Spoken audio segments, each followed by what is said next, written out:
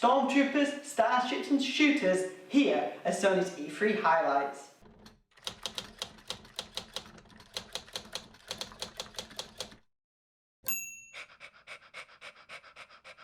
Hello and welcome to Trading Detectives. I am your host, Aaron Renfree, and Sony's E3 show wowed the audience by venturing into some new Uncharted territory, and these are the top highlights from the show.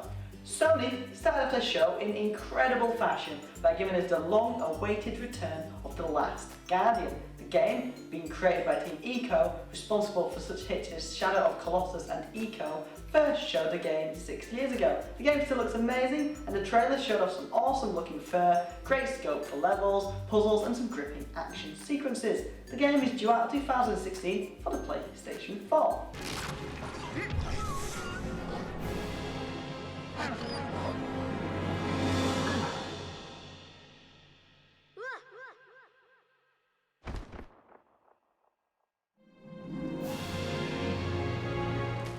Following this, Hitman Returns and Street Fighter V trailers were displayed, and then we had another blockbuster gameplay trailer in the form of No Man's Sky.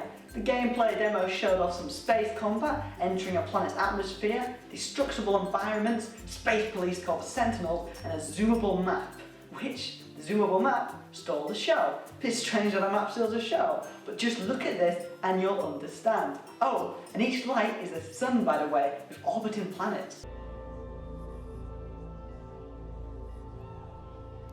Over there, in the distance, is the center of the galaxy.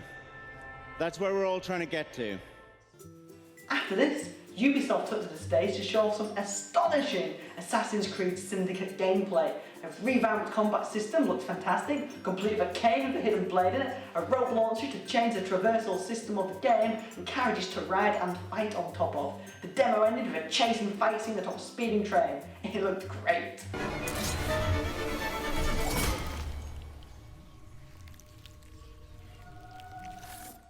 Following that, we had some huge Final Fantasy news with the announcement of Final Fantasy VII Remake, which made the internet and everyone watching E3 in the audience go wild.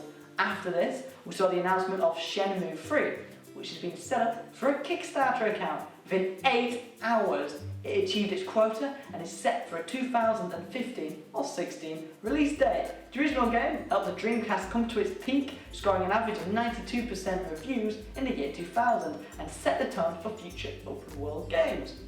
Call of Duty Black Ops 3 took the stage next, showing off some 4-player co-op gameplay. The game looks pretty standard when compared to other Call of Duty games. A new jumpsuit allows faster maneuverability than Advanced Warfare, Firefly drones can be used to attack enemies, and there's a ton of robots causing destruction, one of which was hacked by the players. The map was more open world to fit more players in and give them a few more options, but again, there wasn't really anything revolutionary, which is a shame considering Treyarch usually knock it out of the park. Black Ops 3 is due out November the 15th, 2015. Star Wars Battlefront made its co-op debut with a survival mode.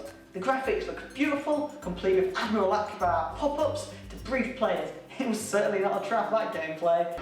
It's a trap!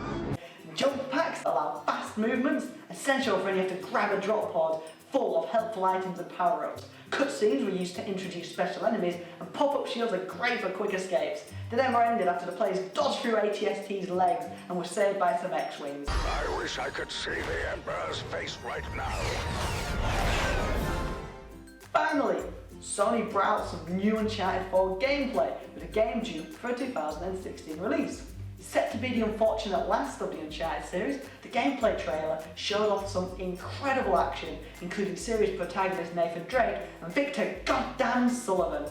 Destructive cover adds a new layer to the cover-based shooter, stopping you from hunkering down and defeating wave upon wave of enemies.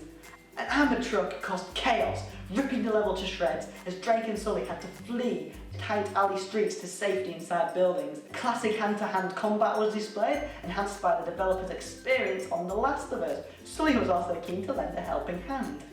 The duo then leapt between buildings, boarded a jeep and tried to escape from the truck, leading to an incredible cat-and-mouse chase scene, showing off the series' new driving mechanics.